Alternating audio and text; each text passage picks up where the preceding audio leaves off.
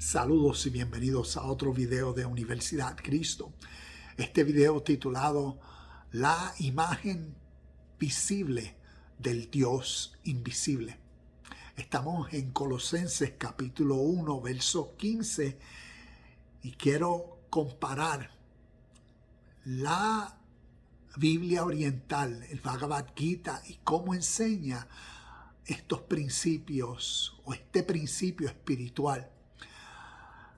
Y entonces mirarlo nuevamente con un lente histórico y que podamos ver el mismo espíritu como presente es. Y ver algunas de las palabras que se usa, como la palabra cuando dice, bueno, tenemos en contexto, Cristo es la imagen visible. So, mirar cómo decir Cristo es una realidad que siempre es. Por eso a través de Colosenses o a través del mismo libro de Juan, capítulo 1, verso 1, cuando nos habla de, en el prólogo, el verbo, la palabra estaba con Dios y la palabra era Dios. ¿Ves? Y nos está haciendo referencia a Cristo, al Espíritu que siempre es. Asimismo en Colosenses nos dice Cristo es supremo y por eso comienza con Cristo, esta realidad. Entonces vamos a mirar a través de la historia, desde el origen de este principio, qué realidad es. Porque nosotros occidentales, formalizados tal vez en nuestras tradiciones de fe y de la forma en cómo interpretamos la Biblia y especialmente estos textos, ya estamos condicionados a que ves, Cristo es Jesús y entonces así es como se interpreta todo. Pero ¿y qué si esta literatura y la historia están compartiendo unos principios significativos para que siempre en el presente de las personas que entienden, ves, que lo invisible se les hace visible? Y aquí esto nos presenta unos puntos bien significativos. ¿Cómo y qué es lo invisible? ¿Y cómo se hace visible? Entonces, por eso, mirar estas palabras que utiliza en este verso. Las palabras como lo que es, ¿ves? Cristo es, esa presencia está denotando una realidad que siempre es, ¿ves? Es visible o es la imagen, ¿ves? Es como decirle, es la representación, es aquello que viene a ser como decir igual, idéntico. Y entonces termina con de Dios, ¿ves? De lo invisible, como nos dice el verso, del Dios invisible. Cuando uno mira en griego qué significa esta palabra invisible, está denotando, ¿ves? Algo, no se refiere a algo que estos ojos no ven, ¿ves? Porque lo espiritual demanda a que uno crezca en el entendimiento de estos conceptos que se están elaborando. Por eso nos llama al crecimiento espiritual, al discernimiento. Utiliza palabra a descubrir, a la revelación, ¿ves? Todo tiene que ver con el crecimiento y desarrollo de esta facultad de la comprensión. Y por ende, por eso entonces nos dice del Dios invisible, refiriéndose a una realidad que por un tiempo es desconocida.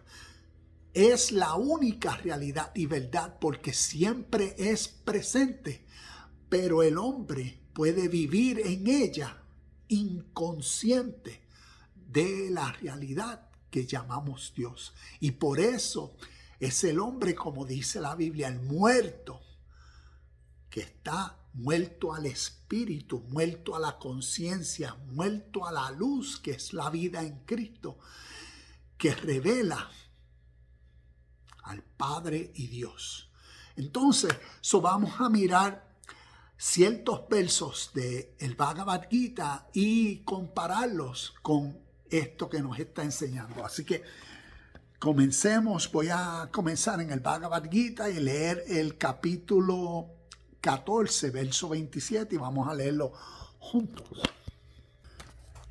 Dice el verso 27 del capítulo 14, porque yo soy. Cuando está hablando, yo soy, según el Bhagavad Gita, es el canto del Señor. Es como decir, el Señor representa al Dios invisible. Y aquí en esta historia, el canto del Señor es la revelación del Espíritu de Dios, ¿ves? De la esencia de Dios. Krishna representa a Dios, está siendo la imagen visible a Arjuna, al devoto, que en esta historia espiritual representa a cada ser humano. Entonces, aquí cuando está hablando de yo soy, se está refiriendo a Krishna, la sabiduría de Dios. Y vamos a leer entonces, dice, porque yo soy el tabernáculo de Brahman. Brahman es Dios en la India. Agotable fuente de la vida imperecedera, la ley de la rectitud y la bienaventuranza infinita. Dharma o la rectitud viene a ser lo que llamaríamos justicia. Y viene a ser, ¿ves? La bienaventuranza infinita, es como decir la eterna ley. Ese es uno de los versos. Otro de los versos que quiero entonces es ver el 11:8. Capítulo 11, verso 8. Y vamos a ver si 11:8. Verso 8 nos dice, mas no es posible en verdad que me veas con tus ojos mortales. Voy a concederte la visión divina. Contempla ahora mi divina grandeza y mi excelso poder. Y aquí entonces es como decir, a través del poema, el canto del Señor, el Bhagavad Gita, pues vemos a Krishna diciéndole a Arjuna, y esto es una enseñanza espiritual significativa, ¿ves? Con tus ojos mortales no me puedes ver. Sino te voy a conceder ahora la visión de lo espiritual. ¿Ves? Te voy a conceder el entendimiento, la revelación, para que entonces ahora me puedas ver, puedas entender la realidad y la presencia de Dios, del Señor. Entonces, por eso también tengo otros versos relacionados a esto que vemos en Mateo 13:12 con lo que es visión divina o visión espiritual, que es lo que llamaríamos discernimiento o el entendimiento. Vemos Mateo 13:12, Marcos 4:25, Lucas 8:18 y hay muchos versos en referencia. Otro de los versos que quiero leer es el capítulo 13, versos 27 al 30. 13, déjame darle pausa. Aquí en el capítulo 13, versos 27 al 30, dice, verdaderamente ve aquel que percibe al Señor excelso, residiendo por igual en todas las criaturas y permaneciendo imperecedero en el seno de lo perecedero. Dice el 28, quien reconoce la identidad entre el Dios que late en sí mismo y el Dios existente en todo lo creado, no se daña a sí mismo dañando a los demás y así se encamina a la meta suprema. Asimismo, discierne en verdad quien reconoce que únicamente la naturaleza obra y que el espíritu permanece inactivo. Aquel que es consciente de que todas las numerosas variedades de seres radican en el uno y que de él solo proceden, se convierte uno con Brahman. con Dios. ¿Ves? Entonces, ese es el 30. Y aquí tengo algunos de los textos relacionados a cómo entonces podemos ver en la historia ciertos rasgos significativos que nos revelan una verdad. Y como aquí he compartido históricamente, si Arjuna, este personaje, representa a cada ser humano, podemos entonces visualizar históricamente Jesús siendo el discípulo de estas enseñanzas en su historia, en esos años que la Biblia no menciona, desde la edad de los 12 hasta los 30, por 18 años, fue instruido en este tipo de sabiduría espiritual oriental. Y esta misma sabiduría la vemos revelándose a través de los evangelios. Y la última que quiero leer es el capítulo 15, verso 5. Capítulo 15, verso 5 dice: aquellos que exentos de orgullo y error han vencido los nexos de mundanos apegos y viven siempre concentrados en el Espíritu Supremo, una vez extinguidos sus deseos y libres de los pares de contrarios conocidos como placer y dolor, se encaminan sin caer en extravío hacia la mansión de lo eterno. Llamaríamos el cielo, que viene a ser el estado de perfección suprema, que llamaríamos paz, gozo, alegría, felicidad, salud.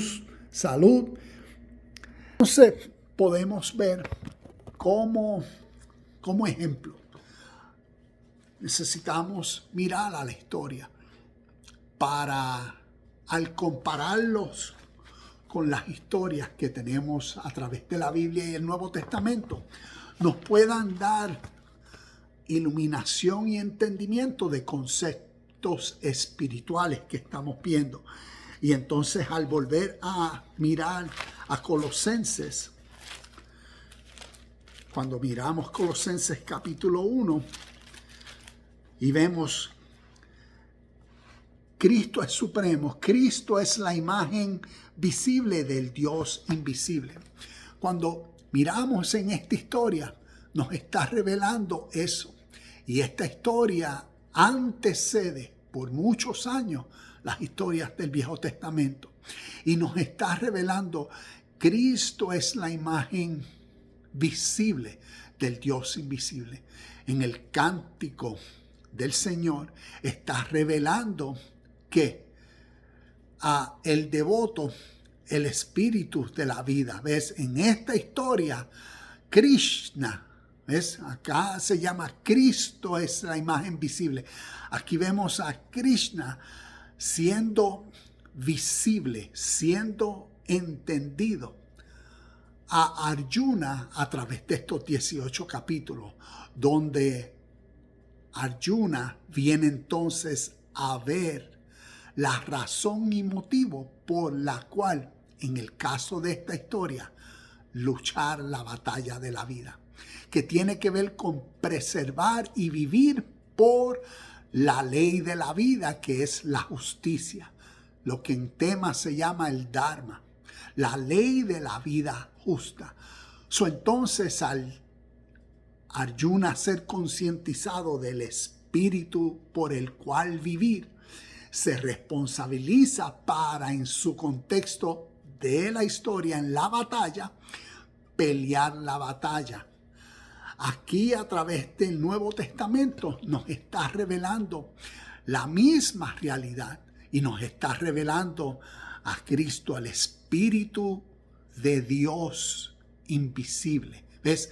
Del Dios que a través de, como vemos en los evangelios, es invisible a los suyos, a los judíos del primer siglo, porque Jesús vino a ellos a concientizarlos de este espíritu de vida.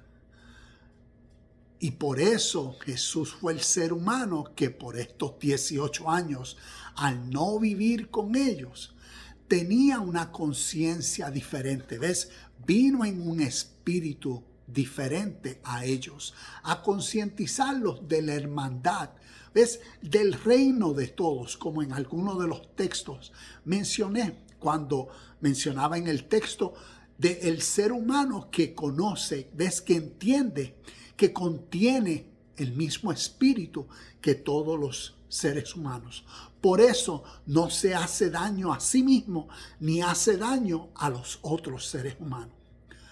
Por eso cuando miramos Mateo capítulo 5, inclusive vamos a mirar esos textos rapiditos antes de terminar. Mateo capítulo 5 nos habla de dos leyes, la ley de Moisés y la ley de Dios. Y para muchos interpretamos y entendemos que está hablando solamente de una realidad. Vamos a mirar estos versos rapidito. En Mateo capítulo 5, versos del 17 en adelante, cuando dice: no malinterpreten la razón por la cual he venido. No vine para abolir la ley de Moisés, ¿ves? La ley de Moisés o los escritos de los profetas. Al contrario, vine para cumplir sus propósitos. Les digo la verdad, hasta que desaparezcan el cielo y la tierra, no desaparecerá ni el más mínimo detalle de la ley de Dios hasta que su propósito se cumpla. Tenemos dos realidades, lo que en contexto histórico la ley de Moisés y aquí Jesús hablando de la ley de Dios. Para muchos al leer cuando dice, les digo la verdad, hasta que desaparezca, ves, el cielo y la tierra. Y entonces tomamos todo esto literalmente. Pero si miramos, ves, a través de la historia y aprendemos los términos figurativos o el tipo de lenguaje que a través de poemas, de historias, de cuentos, de parábolas, para compartir realidades de la vida natural, cómo se crearon historias para personificar o entonces utilizar metáforas, símbolos que representen conceptos, ideas, que entonces concienticen al ser humano en su presente a un entendimiento de su realidad. Y en este caso, el cielo y la tierra, hasta que pasen, como dice, el cielo y la tierra no desaparecerá ni el más mínimo detalle de la ley de Dios hasta que su propósito se cumpla. Cielo y la tierra, mirémonos en el contexto histórico que formalizaba el cielo y la tierra de la audiencia del primer siglo, y venía a ser lo que la ley de Moisés representaba, porque el cielo representando no el cielo físico, un lugar allá arriba sobre las nubes, sino a las conceptualizaciones y las ideas que formalizaban la tierra, que formalizaban las acciones de los seres humanos. Por eso Jesús vino en la ley del Padre o la ley de Dios. Vino a compartir una realidad presente que siempre es. Y por eso vemos en los siguientes versos cómo él mencionaba en su ley, como dice varias veces, han oído que a nuestros antepasados se les dijo, no asesines, pero después decía, pero yo aún, donde dice, cada vez que él decía más, yo os digo. También dice, han oído el mandamiento que dice, no cometas adulterio.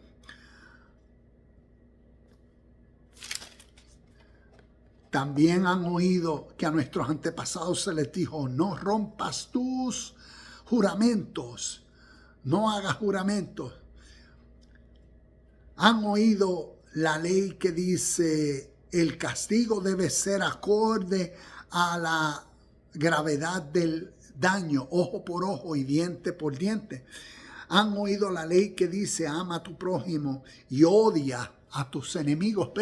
Vemos todas esas leyes que para ellos formalizaban su cielo y su tierra, formalizaban su realidad de vida presente. Pero vemos que en cada uno de esos contextos, él decía, mas yo os doy un nuevo mandamiento, mas yo os digo, ama a tus enemigos, no juréis. Y cada una de estas cosas que Jesús vino a compartir. ¿Por qué? Porque históricamente, como les he compartido, podemos ver que Él era un Dios que entonces vino a ser el Dios Emanuel encarnado sino podemos ver históricamente un ser humano instruido en una conciencia y sabiduría diferente y vino a los suyos a concientizarlos de esa vida, de esa hermandad, de ese espíritu sincero de Cristo, de la realidad que ahora vino a manifestarse presente para ellos en la vida de Jesús. La invisibilidad de Dios, ¿ves? La justicia, el amor a los enemigos, el no ser sincero, por eso juraban y tenían que entonces aparentar la hipocresía, ¿ves? Todas esas realidades las vivían en el presente porque condicionados a sus leyes, a sus tradiciones, vivían por su vida egocéntrica, egoísta, y entonces vivían vidas superficialmente. En ese estado era que Dios para ellos era invisible. ¿Ves? No veían a Dios.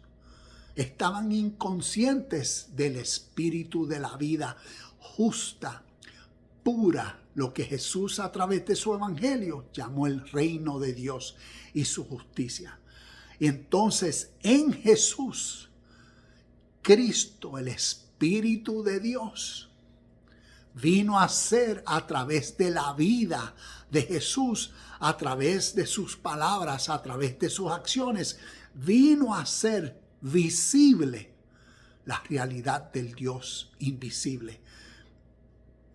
Y vemos que los evangelios literalmente están escritos en forma figurativa. Y aquí viene entonces nuestro afecto, y por eso enseño y comparto esta literatura nuevamente, no para convertirnos o como decir, poner como mejor otra tradición o religión. No, es con el énfasis de que nos ayude a entender mejor los evangelios, el Nuevo Testamento y estas enseñanzas de la vida de Jesús, el Cristo, mirándolas como enseñanzas de origen espiritual y que las entendamos en nuestro contexto espiritualmente para que formalicen, para que entonces nos iluminen. Vengamos a ser también nosotros en nuestro presente la imagen visible de ahora el Dios que tal vez estaba invisible para nosotros por nuestras tradiciones y creencias, y ahora viene a ser en una nueva percepción y perspectiva, viene a haber una nueva revelación, una nueva iluminación, un nuevo entendimiento que cause dentro de nosotros la máxima revelación de la presencia de Dios y venga a ser visible para nosotros porque lo vemos en nuestro entendimiento y venimos a ser uno en el mismo espíritu que esta realidad que llamamos Dios, que siempre presente es. Entonces en ese mismo espíritu nosotros seamos y vivamos. Por eso quería compartir estos textos y compararlos para que nos ayuden entonces a nosotros nuevamente a cuando miramos y continuamos leyendo ese contexto de Colosenses capítulo 1, Y ahora, Filipenses, Colosenses capítulo 1. Entonces, cuando leemos Cristo es la imagen visible de Dios invisible, miremos espiritualmente hablando, como le decía, que entonces a través de los evangelios nos está enseñando esta realidad. Como entonces es como decir Cristo en Jesús. Y aquí en los evangelios nos está enseñando a Jesús el Cristo. ¿Ves? Quien está revelando al Señor. Pero entonces nos los enseña en la vida de Jesús. Jesús el Cristo. So queda de nosotros de interpretar y no tomar todo literal, sino indagar en la letra que se está usando. Como es griego, buscar los significados de las palabras. Y vamos a ir dándonos cuenta que siempre está diciendo este lenguaje es figurativo. Y figurativamente representa o significa esto. Y eso nos puede o nos da el entendimiento y la clarificación para entonces ir creciendo a la medida y la estatura de lo que Cristo es, el espíritu de la vida o el espíritu de Dios eterno, una realidad que siempre es presente para que nosotros en tal espíritu y sentir seamos también. Y así entonces venimos a ser la imagen, así como Jesús, el Cristo en su contexto, fue la imagen del Dios invisible a los suyos para hacerlo visible a Dios a través de él, por el Espíritu, por aquello que lo motivaba a él a las acciones justas, verdaderas, sinceras, puras, y todas y cada una de ellas, como vemos en contexto, cuando le decía a Felipe, si me has visto a mí, has visto al Padre. Es si me has visto a mí, has visto a la realidad que es.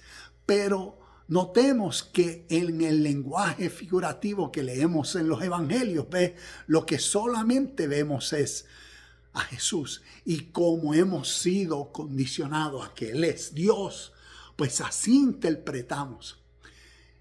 Y miremos que esta historia de la vida de Jesús, el Cristo, nos está enseñando algo espiritual, natural, más poderoso y significativo, que siempre es presente y que nosotros nos podemos quedar en la letra, interpretar y leerlo todo tal como la tradición nos los enseñó y así vivir, o crecer en el espíritu de la enseñanza y ver cómo nosotros en nuestro presente activamente somos la imagen visible del Dios invisible. Pienso que es lo más significativo que en nuestro presente el mundo necesita hoy ver a tal revelación de Dios. Namaste, shalom y bendiciones y nos vemos en el próximo video de Universidad Cristo.